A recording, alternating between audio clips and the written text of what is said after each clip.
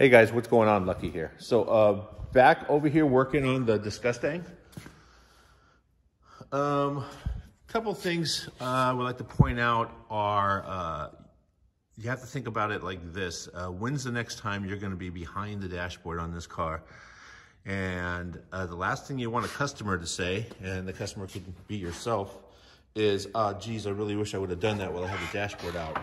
Dashboards don't come out every day. Seats come out all the time. Consoles come out, you know, AC, whatever. But honestly, the dashboard's probably not ever going to come out again if you do it right. So I see some spots that still need some Dynamat. When it was here last time, I could have put more in. So I think I'm going to do some of that up in there. I'm going to check for rust, and if I do see any rust, like I see a little bit of rust creeping around in the jam right here. From the inside, I can get to it, see the access holes on that side. I'm going to put some rust inhibitor in there. Rust mort is what I'd like to use. Just kind of got to slop it in there and let it soak through. That will prevent it from going any further. Also, I see some funky stuff at the base of the column. I want to straighten that out. Other than that, I think it's pretty straightforward. I cleaned out a lot of this stuff. Well, they cleaned out a lot of stuff on the show, and then I cleaned out a lot more stuff when I took out the heater core and everything, when I put in the vintage AC. So it does have vintage AC and heat. I've kind of started mocking up the harness, how I want it to lay inside here, and I just sort of zip tie it so that I have the length all figured out. It's going to come through the firewall. This is all going to be wrapped in wire braid. And just kind of zip tie it here for now. Not knocking David, but I think that's actually how he had the harness installed before. Just kidding there. Look at stuff like the windshield squirter bottle goes here, so I left the wire out. If this thing had the hood with the flash indicators on it, turn indicators on it, leave that harness out. Fans are right there. So here's one fan wire. I'm going to run a second. I like to run a larger gauge wire to the fans. He's going to go to this side. This wiring harness will go through to this side, left and right, blinker, turn indicator, marker light, high beam and low beam. And then the horn will be hanging right in the middle where the latch assembly used to be. So that's sort of laid out. That's just the lighting harness. We still have to do the engine harness. We'll get to that later. But anyway, back to what I was talking about. When's the next time you're going to have the dashboard out? So now was the right time to do it right. So I took the dash, stripped it all the way down. It's really not, once you have the dash out and the harness out of the dash, it's 3 bolts to take out the AC and heater controls. And then you have to kind of fight with these a little bit to get them out. The wiper, the ignition switch, and the headlight switch. But you do get them out. Set the whole thing out, and I had it soda blasted. The reason I use soda is it is a softer medium, and it doesn't take away the definition of the texture that's on this dashboard. So, yeah, soda blasted it. This thing had just some weird sort of rust sort of underneath the surface of the texture or the paint that was on there. So I could have scuffed it, but that would have left that rust still there, and I chose to soda blast it, blow it out real good, etch prime it. This thing has some rust on the backside too. The rust had actually gone all the way through and rusted through the glove box hinge. I think I put a picture of that in there before, and so I was able to blast all that thoroughly and then re-weld these two, clock them correctly, weld them, break them loose because they were corroded, and then put some lubricant in there. So yeah, soda blast both sides of it while the thing's apart. Get rid of that rust that was growing on the backside. So this dashboard is gonna look great from both sides. No more rust. Now, while the thing is out, a couple things that are easy to forget are, if you're driving and you turn on the AC, you start hearing a funny noise, it could potentially be the AC diffusers bouncing around inside of the actual ball socket. And that's pretty common, the felt that goes inside there. rots, dries, gets hardened, a mouse eats it, whatever. And it looks like this right here. And that is actually stops these from when the air hit it. I've actually gone over and with the AC on and went like that, and the thing would just start spinning inside there. It's kind of funny. But either way, I noticed that when this thing came back to me, well, when David dropped it off last, he had gaffer's tape holding these things in a position. And I just, yeah, with a clear conscience, I can't send that back like that. I mean, don't get me wrong, he's paying for it, but yeah, that would be the worst. And one of the funny things about Ford is you can't just pop these things out. They just over-engineered this thing. It's amazing. So there's 3 screws on the back, and there's a cup. It looks like a turn indicator that feeds in from the back side, and then you put the piece in from the front, and then you turn it a quarter or just a fraction, and then you lock it down, and then you tighten it from the back. So yeah, I mean, I guess you could do it in the car, but it's just gonna be a big pain. So yeah, while I had these out, I blasted them, same technique, using soda to keep that texture nice and sharp. And painted them a satin black, not flat, satin. Once that thing ages up a little bit, it's gonna look great. Here is the other one. To take these things apart, you have to drill out these rivets. So after I drill them out, I'll grind them flat, and then I'll put the pieces back on. I'll center them.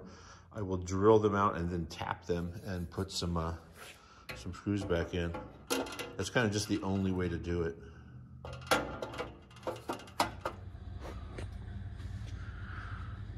All right, so the interior is prepped. Harnesses, they're just kind of laid where I know where everything is. For me to install the dash, I just got done rebuilding the vent assemblies and putting new felts in there. So those are all cool.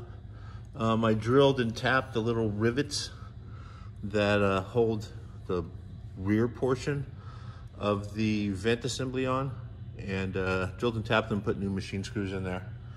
Put it all back together. So pretty much everything that's on the back of the dash is handled. I can get to the headlight switch when it shows up. Everything else needs to be wired or just plugged in. This is actually a ground right here, this little weird strap. It grounds this light diffuser, which holds a bulb, which lights up the ignition switch through those little holes right there. It's kind of neat. Other than that, routed everything, make sure the switches didn't get damaged or anything. That's there. So yeah, I'm gonna set this thing in right now. And yeah, this should be it. It should be going in for good. This is just a lower though, plenty more to do.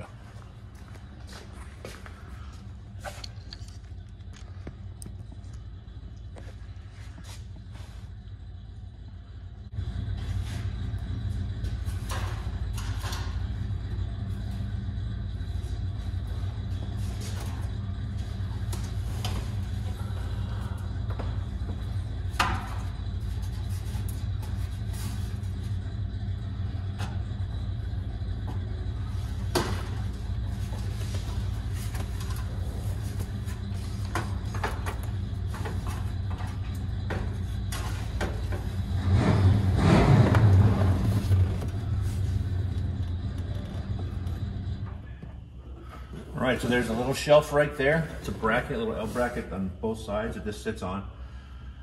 One of the things you need to be aware of is how the wire routes originally. I neglected to take pictures. I usually take pictures of everything, but I didn't take pictures of how the stock harness went.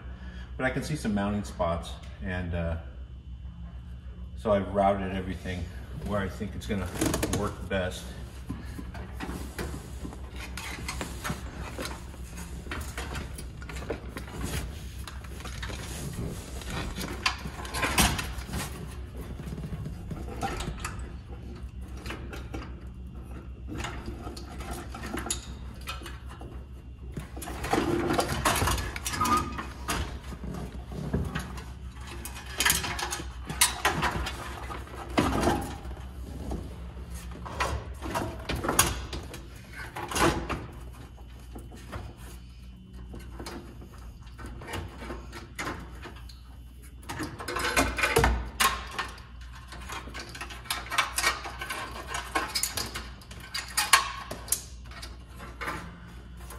that one sitting on the shelf, or the little bracket. And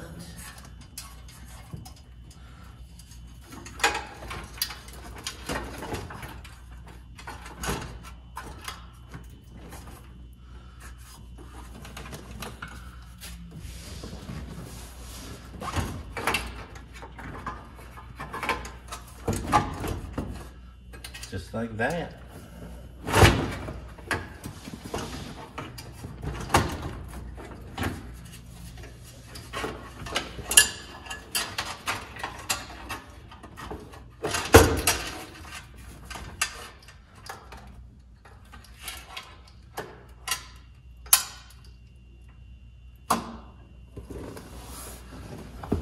So rear harness is going to go right over here, go to stock location.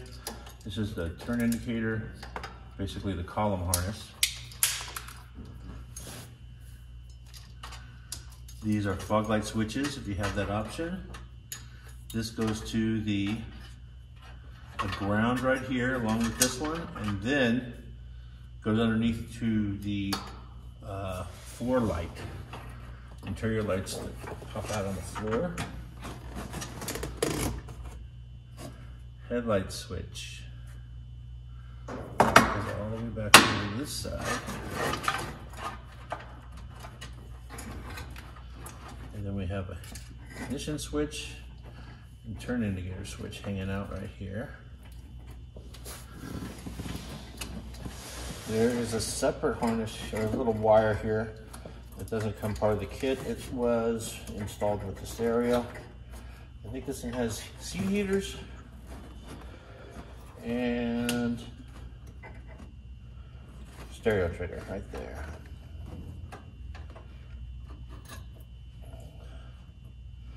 This is a illumination circuit. It's also very important is to think about the long-term potential problems if you don't route the wires in the right spot, because you don't want to rub it on any sharp wires or sharp metal anywhere. It's one thing to get it all done and make it work. It's a whole nother thing when people start calling you in 5,000 miles about the funny smoky smell, or the fact that interior lights turn on by themselves, or whatever.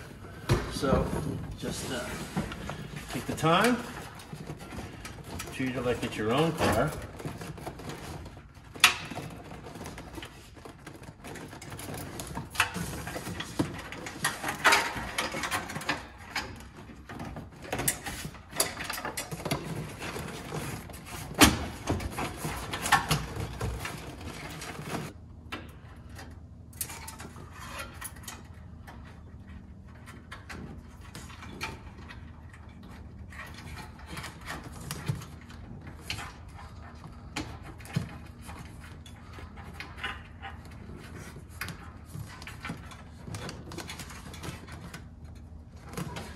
I'll be securing that up, and this violet needs to go all the way over here and plug in.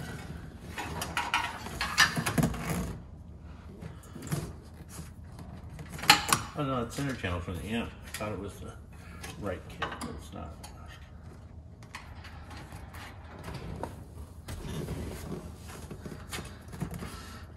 Alright, so right over here, and there will be a wire marked AC heater, and that's going to trigger this right here, because this is the control for the AC heater now. This says that's a plug-on. It's for a cigarette lighter. I don't actually know where the ashtray went on this thing. Possibly underneath there. So I'll leave that out. And there is our radio harness. So the radio went in this area right here. And I have a trigger for the radio and a trigger for the AC. So I'm going to pull that through here.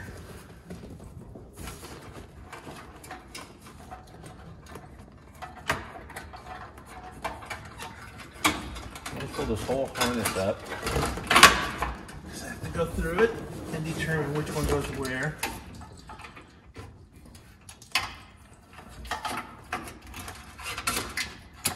is an illumination circuit. Gray wires, that's gonna light up the AC controls, light up the cigarette lighter, and light up possibly the radio. So that will stay.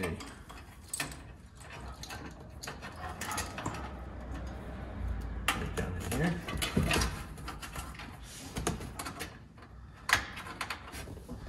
Also, we have back of the ignition switch, so that does not go. That looks like a brake light sender, so that goes the direction of the ignition switch. Windshield wiper control goes the direction of the ignition switch. Basically, that's all under dash.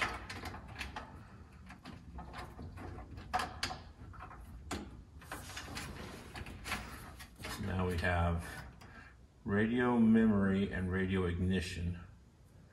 Large brown says heater, AC feed, and this is cigarette lighter. So these, well, I'll put right here in case I need to get to them later.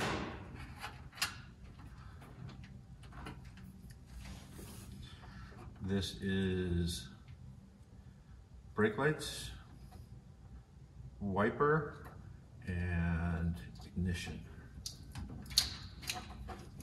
This is instrument panel. So I'm not actually buttoning any of this up just yet because I'm going to be adding more stuff. I want to button it up when I get to that point. The Dakota Digital is going to require some separate triggers. Even though it's a really straightforward installation, it gives you a control module, I'll show you in the next video, that just says exactly, the whole instrument cluster is just one Ethernet cable that plugs right in, like a phone jack. And then the brain for it, it says right on it. What it does, you loosen the screw, you feed a stock wire, and basically cut these plugs right off of here. Actually, I won't cut these plugs off, I'll use the extensions that plug into these. And then I'll plug the ECU into it, or the dash control, tighten the wire down on it. Okay, that all looks pretty good. Here is that accessory, in case you decide to add any other features, like has a fused fuel pump output, fused lock and power lock and power window, an extra ignition source. It just says accessory right on it. And yeah, power locks, yeah, full on accessory upgrade harness. And it comes with a little plug that's insulating it so nothing can get in there. But you plug it, unplug it, run your wires, plug it all back together. Whatever you add, you can easily remove.